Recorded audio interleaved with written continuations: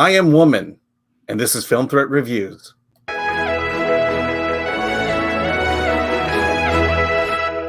right, I'm Alan Ng. I'm with Zorianna Kit, and we are talking about I Am Woman, starring Tilda Cobham-Hervey, Danielle, Macdonald, and Evan Peters.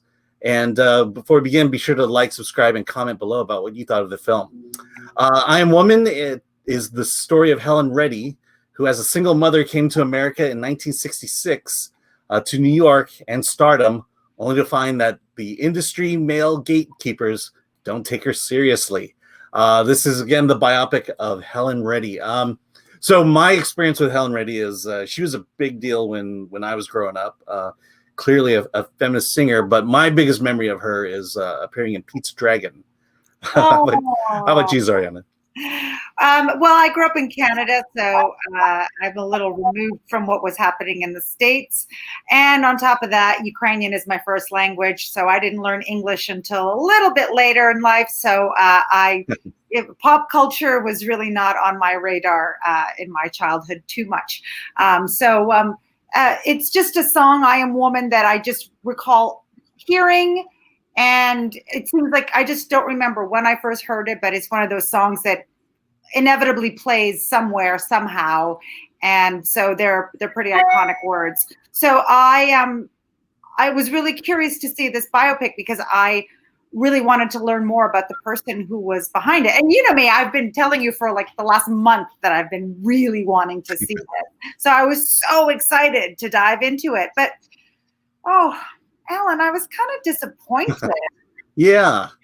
You know, to me, what struck out is, I mean, like I said, I was a fan of Helen Reddy. So I was looking forward too, just to find out her story. But what the movie really felt like was your typical biopic. You know, is like nothing. I mean, it's her life, but at the same time, nothing about her life was surprising at all. Everything played out as you expect it to be. You know, as a feminist woman in the 70s and 80s, you just kind of knew, like when she meets her husband, her second husband, Jeff Wald, for the first time, you're just sitting back going, okay, when's he gonna screw things up? Yeah. Yeah, it was just sort of paint by numbers. Like she arrives all bright-eyed, bushy-tailed, and the big label exec says no, and then she gets that chance, and okay, and she's famous now, and oh wait, she's got troubles at home.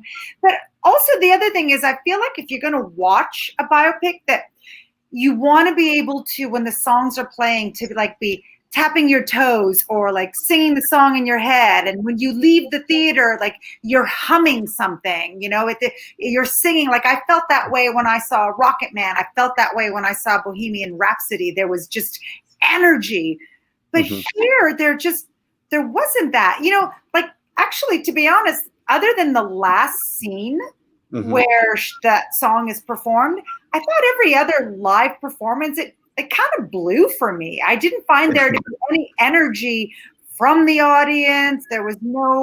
And I don't know if it's because Tilda was lip syncing. There was another.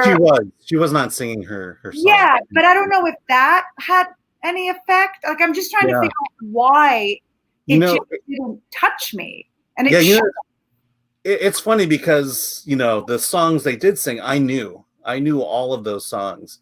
And so to me, I'm sure nostalgia plays a huge factor in this, but you know, I was tapping my toes. I was going, oh yeah, I remember that song. I love that song. The music worked for you is what you're saying. Absolutely.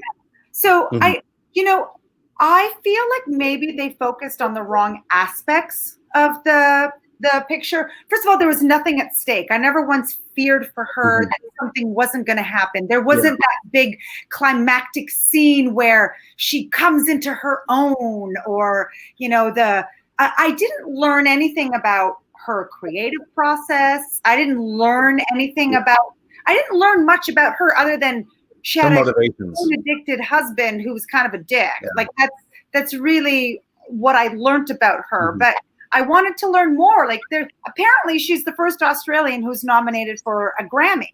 Oh yeah. And when we see her acceptance speech, she thanks God and references God as a female, which was a very iconic moment in musical history. But I mean, yes, we saw that recreated, but tell me more about that. Like, what happened when she got off the stage, or what made her want to say that? What happened in the dressing room? Like, I didn't get enough about her. To be quite frank, this story has been told many times before in almost the same structure. And in this case, what my feeling coming out of it was, Helen Reddy, she was being carried by the narrative as opposed to a biopic where you want to see the character drive the narrative. So she didn't feel like she was necessarily in control of her destiny at that point. She was kind of going along with the flow. Also, you know, again, this is a fairly typical biopic, so there's cues that goes on. So, like, you know, she has a best friend, Danielle. No, best friend Lillian. Yeah, and, Danielle Macdonald. Yeah. And so midway through the film, when they meet, she starts coughing, and I'm like, well, she's gonna die pretty soon. You know, again, we talked about her husband Jeff, played by Evan Peters, as you know, is Quicksilver in the X-Men. You know, is like, okay, you know, I'm just waiting for it. How's he gonna screw her over? You know, but the thing that struck me though is he was very involved in this movie, and I was just so surprised that he allowed them to portray him as such a dick throughout the entire movie.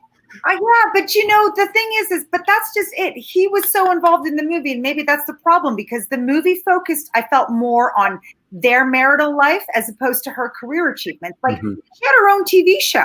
I didn't know that. I mean, it's passable in the movie. She was an actor as well. I mean, she did lots of television appearances in feature films. That isn't talked about.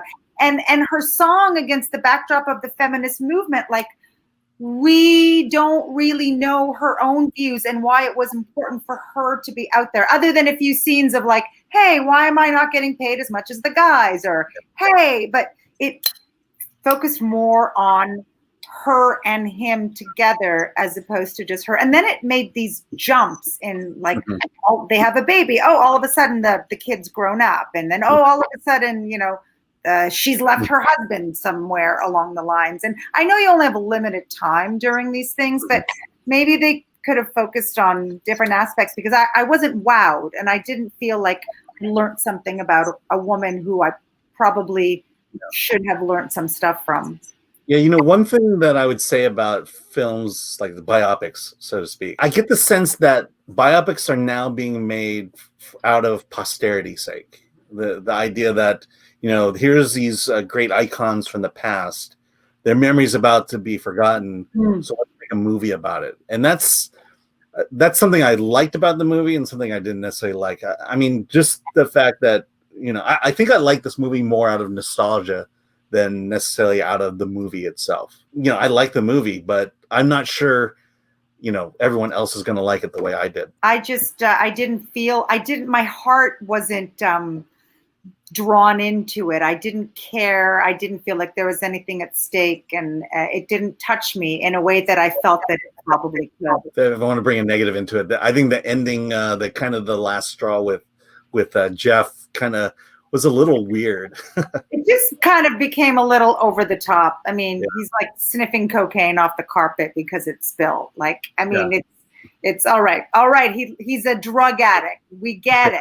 We get it. And again, we've seen that before. We have. Okay. Yeah. All right. So, you know, it didn't click with you as, you know, as well as they hoped. You weren't too familiar with Helen and her music. So I'm going to say you probably gave it 4 or 5.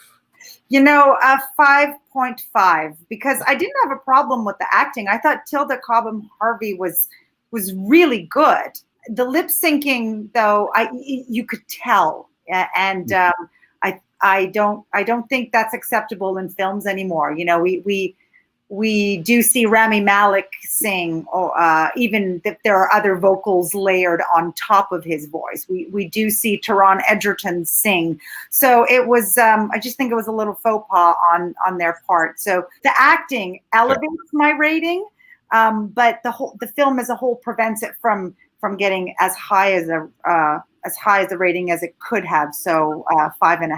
Well, you liked it more than I did, so I'm gonna maybe you gave it a 7. I gave it a 6. Oh. I mean, I realize I'm at that right age to enjoy it, but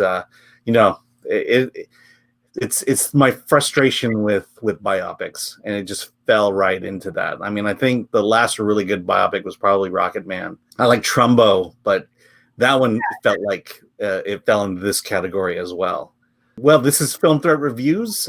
Be sure to like, subscribe, comment as to whether you agree with us or not. And with that, let's get out of here.